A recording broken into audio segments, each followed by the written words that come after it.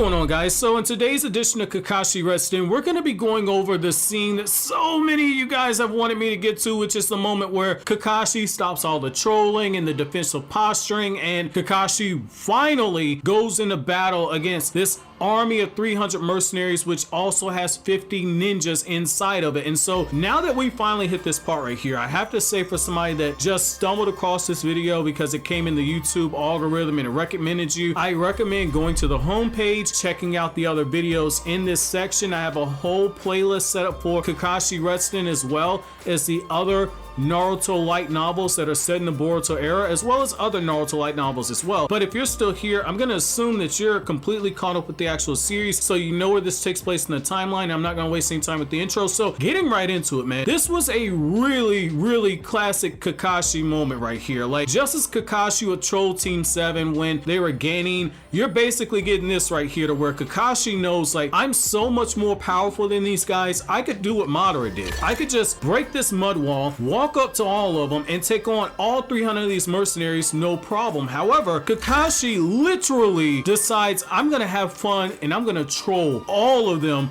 before I fight the ones that are actually somewhat capable. And what Kakashi's doing is Kakashi's trying to serve his chakra, because he knows that when he fights the Prime Minister, because the Prime Minister has one of the tools left behind by the Sage of Six Paths. And just for clarification, the Suigu is absolutely broken. The Suigu possesses enough power to flood an entire country, so this isn't a weak weapon that the Sage of Six Paths left behind. Kakashi knows that, hey, I'm gonna have to go up against something like this. I better make sure I save my chakra. However, what Kakashi does in this moment is, the first thing is he continues to show that his chakra control and his skill is on a completely different level now in the Boruto era. Because when Kakashi is releasing the mud wall, after he's gone through and he's come up with the plan with all the villagers that he's protected, saying, like, I need you guys to actually sneak into the military camp and disable those chakra cannons and kind of mess with their actual supplies, that way make it easier for me. But what you also have in this moment is that you have Kakashi sitting there, and when he undoes the actual mud wall, which is higher than some of the skyscrapers in Konoha, to give you an idea of how high up it is, Kakashi says that when you normally undo a mud wall jutsu, it creates this huge vibration that's felt all across the area. Well, Kakashi's chakra control is so insane right now that he's actually melting the mud wall. He's using enough chakra to where the mud wall itself is actually melting, and so the actual vibrations that people are feeling are so subtle that they're not even aware of what he's actually doing, and they don't realize he's dropped the mud wall until the mud wall has actually begun to actually melt down to the last few drops. And so what Kakashi did was take advantage of the actual shinobi not realizing what he's done, and he's infiltrated the actual camp. And this is where Kakashi has a bunch of fun. So Kakashi at this point gets into the actual camp, and he comes across these shinobi, and this is so funny, this is amazing. So Kakashi comes across these shinobi, and they're playing shogi because they're looking at it like, this guy's hiding behind the mud wall, we'll just wait for this guy to run out of chakra,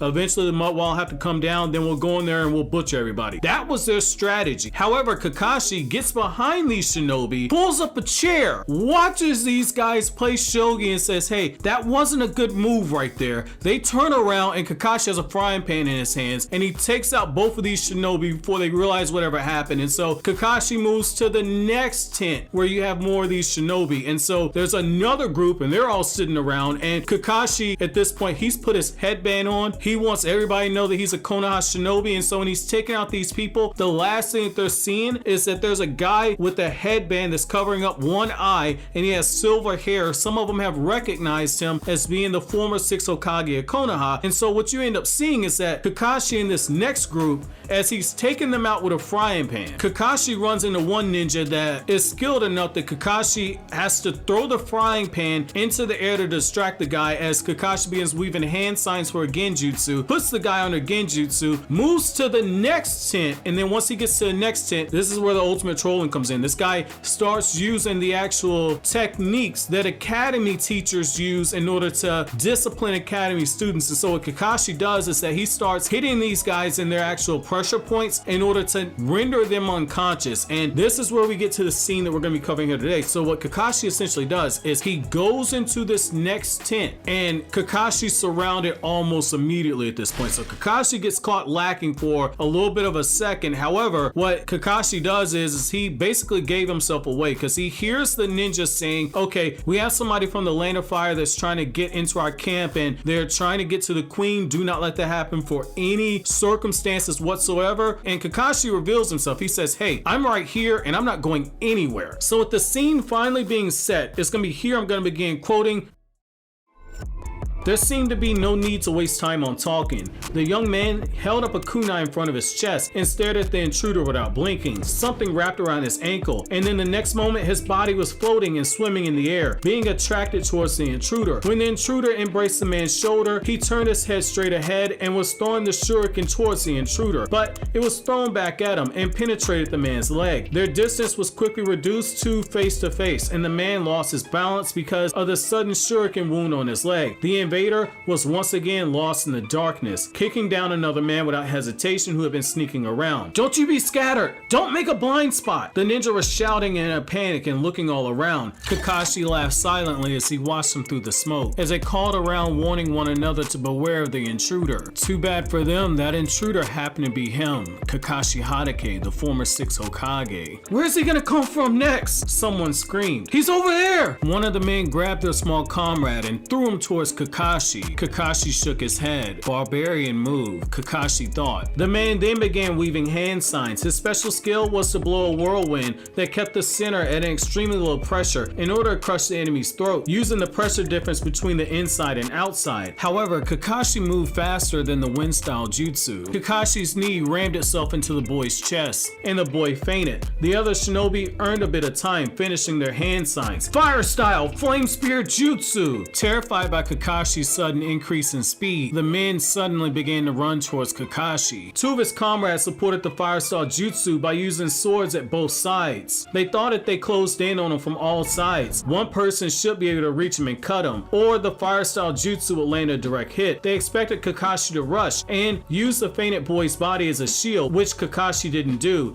Instead, he threw a small white ball at their feet. Along with the popping sound, the area was wrapped in smoke. Kakashi had used a smoke bomb, and it made it rather difficult for anybody to escape. Behind the smoke, one of the men's body was crushed by Kakashi, and Kakashi was moving on to the next one. One of the shinobi tried to slash left at Kakashi, but he was unsuccessful. Kakashi pulled a kunai from the fallen man's pocket, and Kakashi began to fight back. Kakashi at one swing sent one of the men flying through the air. Before the man holding the sword could react, Kakashi jumped onto the man's wrist. What's going on? Soon after he felt Kakashi's weight on his wrist, he was kicked in the face by Kakashi's foot. It was now a one-on-one fight. While the smoke was blocking the view, Kakashi turned around and gazed behind himself. The burning wood was beginning to strike onto the ground. The shinobi on the ground began to wheeze for air. Kakashi's eyes, which had previously been expressionless, were now wide open for the first time. The man fighting Kakashi waited until he turned around, and as Kakashi weaved the hand signs, he plunged the sword right through Kakashi's neck. Blood spurted around him. However, the body in front of him wasn't Kakashi. It disappeared in a poof of smoke. The swordsman then turned around and once again penetrated Kakashi's throat with his sword. Fresh blood was being sprayed all over. They finally won, or so he thought. Just as the swordsman was convinced of his victory, it was then that he realized that he didn't actually stab Kakashi, but instead he had stabbed one of his comrades. As he fell to the ground, he realized that he was in a genjutsu. Just before he passed out, he looked up at the man, spiky silver hair and eyes like that of a predator. The black mask that covered his face made his facial muscles stand out in a much unpleasant manner. He then saw the forehead proctor hiding his left eye. It was then that he realized that he had seen this man before, during a broadcast of the 5 Kage Summit so many years ago. You! Oh my god! It's you! The intruder was the 6th Hokage. In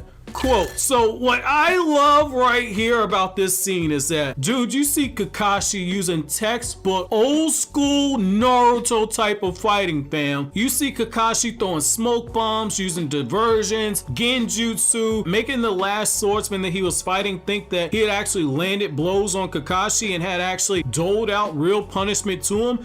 the whole time the guy was in a genjutsu and Kakashi's just standing there with the hand sign weaved for the actual genjutsu. And it's only when the guy gets ready to actually pass out that he realizes that, oh my god, I'm fighting the 6th Hokage. That moment right there was so damn funny. This is what I love right here. I love how you're seeing Kakashi fight in a very methodical and calculated manner, using just enough force to leave all these people unconscious. He's handing out minimal amount of damage while also rendering them unconscious. He's using genjutsu. He's trying to fight in a way to where he's not drawing too much attention to himself. Every move that Kakashi makes has a unique purpose, and it's because he's holding back his chakra, because he knows that the Suigu, if it's used to its fullest power, it has the power to flood an entire nation. So Kakashi is thinking to himself, it's just me here. If I have to use my chakra to stop an attack like this, I need to have all of my chakra to hold off that attack. I have to be able to perhaps use a mud wall jutsu to contain all of that water that's going to come out of that weapon. I need to be prepared. And so you see Kakashi using everything possible while also trolling, because I love it how the guy doesn't realize he's in a genjutsu